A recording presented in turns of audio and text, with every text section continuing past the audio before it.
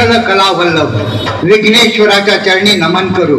सार्वजनिक शिवजयंती उत्सव मंडळ जिजामाता रोड कामतकल्ली बेळगाव आपले सहर्ष स्वागत करीत आहे. शिवजयंती निमित्त आपल्या समोर सहर्ष सादर करीत आहोत प्रतापगडाचा रणसंग्राम साक्षात यमराजाशी छत्रपती शिवाजी महाराजांनी अफजल खानाशी लढलेल्या गनिमी काव्याची कथा. कोणतंही शस्त्र किंवा अस्त्र मानव किंवा पशु तुला मारू शकणार नाहीत. दिवसा किंवा रात्री घरात किंवा घराबाहेर तुला मरण येणार नाही असा वर ब्रह्मदेवाने हिरण्यकश्यपूला दिला. वर मिळाल्याने माजलेल्या हिरण्यकश्यपूच्या अत्याचारांनी अगदी देवदेवतांनाही दहशत बसवली. पण त्याचा पुत्र प्रल्हाद भगवान विष्णूंचा परमभक्त होता. म्हणून हिरण्यकश्यपूने त्यालाही मारण्याचा प्रयत्न केला. परंतु भगवान विष्णूंच्या कृपेमुळे प्रल्हाद प्रत्येक वेळी वाचला. शेवटी चिडलेल्या हिरण्यकश्यपूने प्रल्हादाला विचारलं, कुठे आहे तुझा विष्णू? प्रल्हाद म्हणाला, या सगळ्या जगाच्या कणाकणामध्ये माझे भगवान विष्णू आहेत. या खांबात सुद्धा तुझा विष्णू आहे का? हो, या खांबात सुद्धा माझे भगवान विष्णू विराजमान आहेत. हे ऐकून संतापलेल्या हिरण्यकश्यपूने थाडकन खांबावर लाथ मारली आणि काय आश्चर्य, तो खांब दुभंगून निम्म शरीर माणसाचं आणि निम्म शरीर सिंहाचं असं उग्र रूप घेतलेले नरसिंह प्रकट झाले. ती वेळ संध्याकाळची होती. दिवसही नाही आणि रात्रही नाही. त्यांनी हिरण्यकश्यपूला मांडीवर घेतलं, म्हणजे अवकाशातही नाही आणि धरणीवरही नाही. त्याला घेऊन ते राजवाड्याच्या उंबऱ्यावर जाऊन बसले, म्हणजे घरातही नाही आणि बाहेरही नाही. आणि आपल्या तीक्ष्ण नखांनी, म्हणजे कुठल्या अस्त्रानेही नाही आणि शस्त्रानेही नाही, ब्रह्मदेवाच्या सर्व अटी पाळून भगवान नरसिंहाने हिरण्यकश्यपूचं पोट फाडून त्याचा वध केला आणि साऱ्या जगताची त्याच्या अत्याचारापासून सुटका केली. आम्ही पण हिरण्यकश्यपूचं पोट फाडणार. भले शाबास, पण त्यासाठी हा सहस्त्र हातांचा नरसिंह बनावं लागेल. कारण या पुण्यभूमीवर सध्या हजारो हिरण्यकश्यपू धुडगूस करतायत. आम्ही तो नरसिंह हू आहोत. मग त्यासाठी तलवारबाजी शिकावी लागेल, शिकणार, घोड्यावर बसावे लागेल, बसणार, सवंगडी गोळा करावे लागतील. गोळा करणार आहोत. मग व्हाल तुम्ही नरसिंह.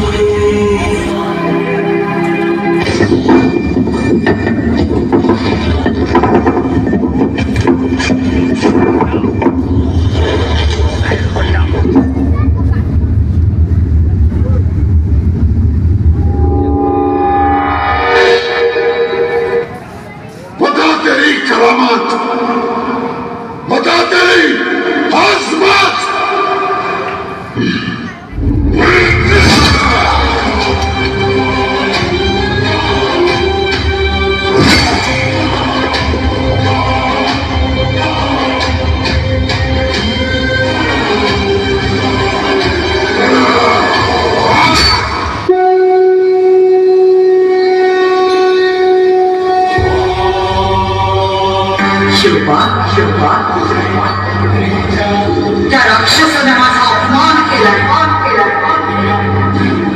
परंतु तू चिंता करू नकोस. त्यास आईसा सोडत नाही. माझे मूळ रोकडे सामर्थ्य दाखवते. माझी शक्ती तुझ्यात नाही. तुझ्या हातेंना अवसल मारविते. मी तो केवळ तुझी तलवार होऊन राहिले. शुभा विजयी.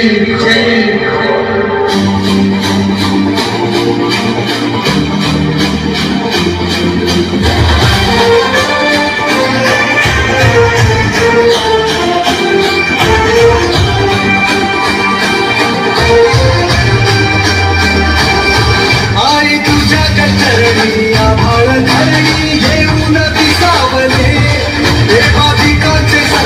झाली ग हल्ली तुझ्या चुकीमुळे नाद झंकार तू सारा संसार तू नाद झंकार तू सारा संसार तू तुझ्या पायाशी राहू दे आई जगदंबे आई जगदंबे आई जगदंबे आई जगदंबे.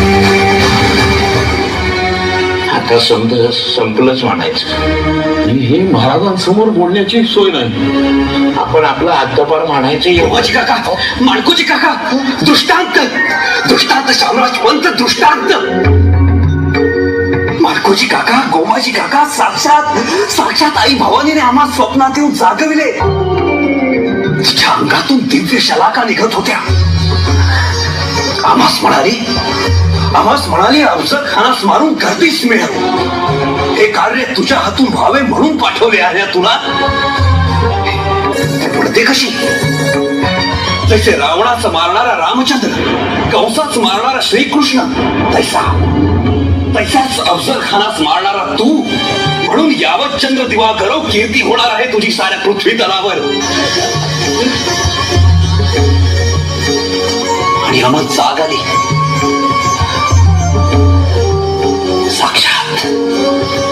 साक्षात आई भवानी प्रसन्न झाली. आता अफजल खानास मारून गर्दीस मिळवितोच. मग कान्होजी काका, काय आलंय अफजल खानाचं फरमान? त्याच्या फौजेला कुमक करा असं म्हणलंय फारबानं. आणि नाही म्हणलं तर जरबा समेत घाण्यात घालून पिळू असं म्हणलंय. मग कान्होजी काका, तुमचा कौल काय? वयानं तुमच्यापेक्षा लहान आहोत, तरीही तुम्हाला सल्ला देतोय. तुमचा कुटुंब कबिला वाचवा, तुमचं वतन वाचवा. जयदेनचं हेमन इतकं हलकं वाटलं का राज? शहाजी महाराज साहेबांना दिलेल्या वचना पुढे कशाची मातक बरी राज? हे आणल्यात 5 पोरं तुमच्या मोर, सोडली तुमच्या नाव साहेबांच्या पायावर. आणि वतन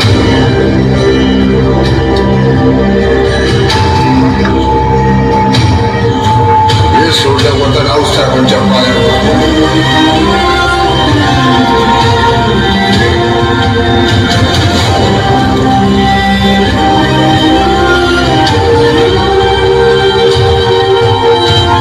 साम्राज्यासाठी लढता लढता खस्तो त्या रणांगणातली हाडं सावरताना ज्या हाडातनं शिवाजी साम्राज्य आवाज येईल जे त्यांची समजा कुशल नेऊन टाका गंगेत. कान्होजी राजे, हाड तर आपण सावरू शत्रूची रणांगणात. आमचं आयुष्य तुम्हाला लागू दे कान्होजी. औसा राजाचा हुकूम करा. जो राक्षस मारायचा कसा? अजून बेत पक्का नाही. बैरजी मुखबरी करून सांगतीलच. पण कान्होजी काका, तुम्ही एकच काम करायचं. तुम्ही असंच मावळात परत जायचं. तिथले सगळे देशमुख देशपांडे वतनदार सगळ्यांना कारीला बोलावून घ्या. कारण त्यांना सुद्धा अशी फरमानं आली असतीलच. त्यांचा मनसुबा नेमका काय ते जाणून घ्या. इथला बेट ठरला की बहिर्जीन करवी तुमच्याकडे निरोप धाडतोच. जगदंबेचा आशीर्वाद आहेतच. माझ्या जीवीच्या जीवलगांनो, तुमची माया, आमच्याबद्दलची तुमच्या काळजातली तळमळ आम्हाला कळते. पण आई भवानीचा संकेत लक्षात घ्या. आपल्या मावळ मुलखाच्या आर्त किंकाळ्या ऐकून तिनंच हा हिरण्यकश्यपू स्वराज्याच्या उंबऱ्यावर आणून सोडलाय. आता जर आम्ही त्याला फाडला नाही तर नियती आम्हाला हसेल आणि इतिहासात आमची नोंद करंट्या म्हणून होईल. असं झालं तर ते चालेल का तुम्हाला? सगळ्यांनी एक गोष्ट ध्यानात ठेवायची. जर कोणी शस्त्र खाली ठेवलं तर वार करू नका. पण जर कोणी तलवार उगारली तर त्याला जिवंत सोडू नका. दिवसाच्या दुसऱ्या प्रहरात भेटीच्या तोफा, तोफ झाली रे झाली की तडक हल्ला सुरू करा. आम्ही भेटीत विजय पाहून येऊच, पण भेटीमध्ये नेमकं काय घडतंय याचा विचार न करता थेट हल्ला सुरू करा. हत्यार कडक चालवा, हत्यार चालवण्याची सगळी हौस फेडून घ्या, इतकी की इथून पुढं मराठा हा शब्द जरी ऐकला तरी थेट दिल्लीच्या गनिमाच्या कळसात सुद्धा थडथडलं पाहिजे. चला, उद्याच्या विजयासाठी आई भवानीला कौल लावू. रूप गेले रूपे तुझी गंगा ही दिशा तुझ्या क्रोधाने दैत्य सळे देह होऊन गुल्लाल तुझ्या दारात साडूने साऱ्या जन्माची पुण्याई तुझ्या पायाशी मांडूने काठी अंगार तू काठी शृंगार तू काठी अंगार तू काठी शृंगार तू तुझ्या पायाशी आभाळूने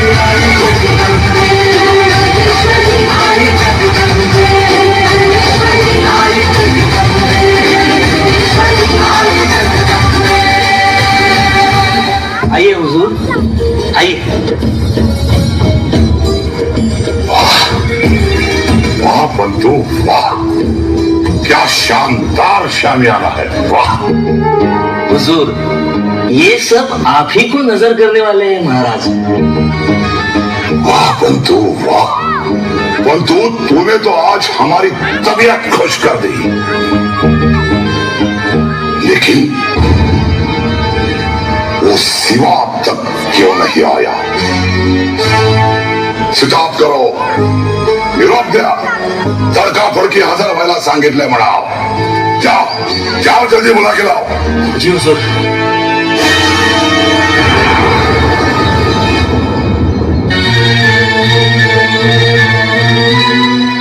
महाराज,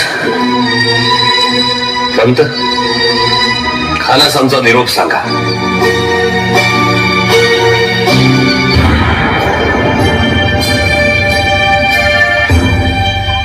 हुजूर, महाराज म्हणतात सय्यद बंडास येथून दूर धाडावे.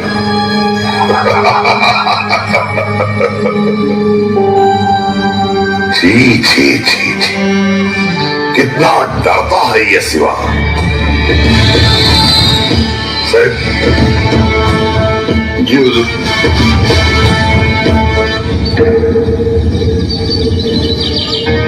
राजा जी, आपकी सद्र तो शाह आदिल शाह से भी बेहतरीन है.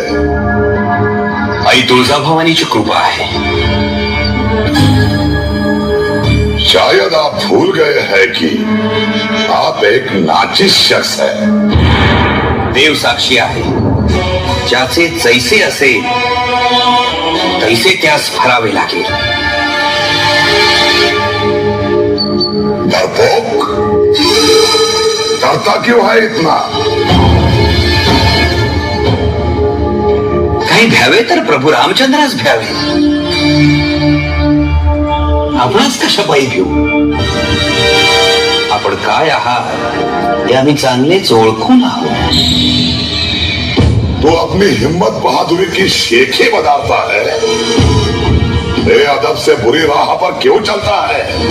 दुनिया में हुकूमत चलती है अली आदिल शाह की, कुतुब शाह की, मुगलों की,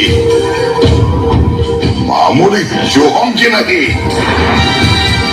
आओ सिवा, अपनी सारी शेखी भूलकर अफजल खान की पनाह में आ जाओ.